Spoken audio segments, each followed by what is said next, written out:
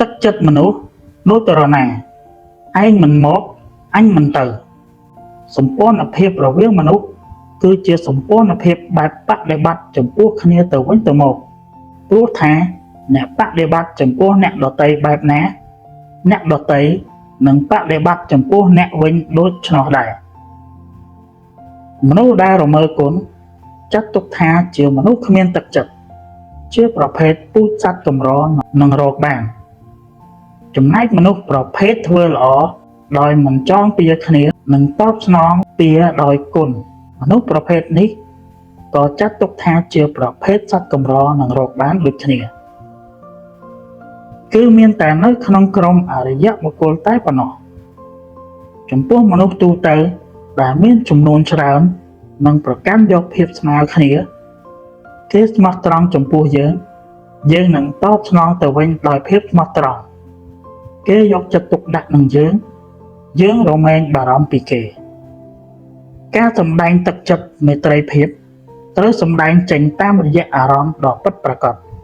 មិនមែនតាមរូបឬវត្ថុនោះទេការសម្ដែងនៅទឹកចិត្តនេះយើងអាចនឹងយល់ដោយការលើកឧទាហរណ៍ថាមានមហាសេដ្ឋីម្នាក់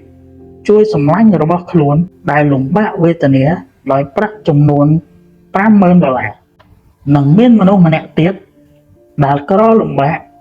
ប៉ុន្តែនៅអាចឆ្លៀតយកប្រាក់ដែលបានពីការសន្សំសំចៃរបស់ខ្លួនចំនួន$1,000ទៅ$2,000ទៅជួយមិត្តភក្តិរបស់គេប៉ុន្តែយើងខ្លួនឯងក៏ស្ញើសរសើរដែរថាអ្នកដែលត្រូវគេស្ញប់ស្ញែងចំពោះទឹកចិត្តជាងគេនោះ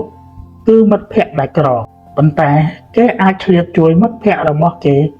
តាមលទ្ធភាពដែលគេមានមិនមែនសទ្ធីនោះទេតែគេកោតស្ញប់ស្ញែងជាងនោះមនុស្សដែលតែងតែយកចិត្តគេនៅពេលដែលគេរុងរឿង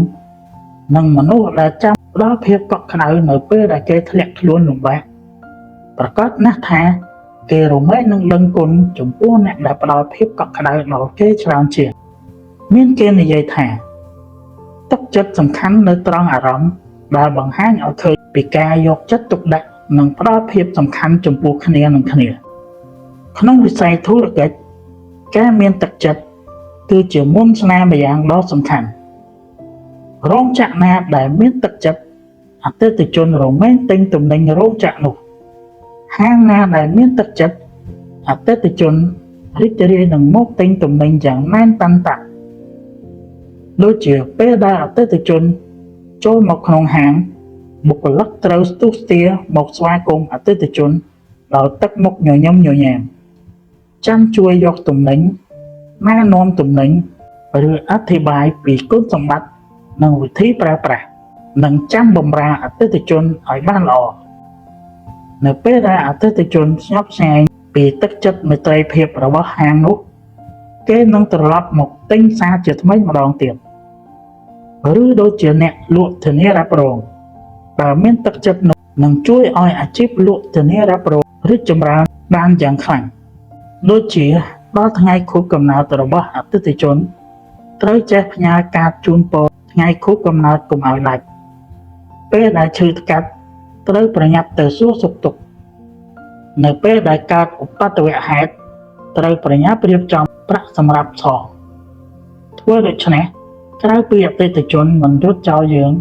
ហើយថែមទាំងណែនាំអតិថិជនថ្មីឲ្យយើងទៀតផងថ្ងៃនេះអ្នកដទៃដួលអ្នកជួយគ្រាគេឲ្យក្រោកឡើងថ្ងៃក្រោយអ្នកដួលគេនឹងជួយគ្រាអ្នកឲ្យក្រោកឡើងតែដូចនឹងសុភាសិតថាទឹកចិត្តមនុស្សដូចជារណាឯងមិនមកអញមិនទៅឬសុភាសិតខ្មែរបាននិយាយថាទំពក់មិនទៅភ្នៅមិនមកនោះឯង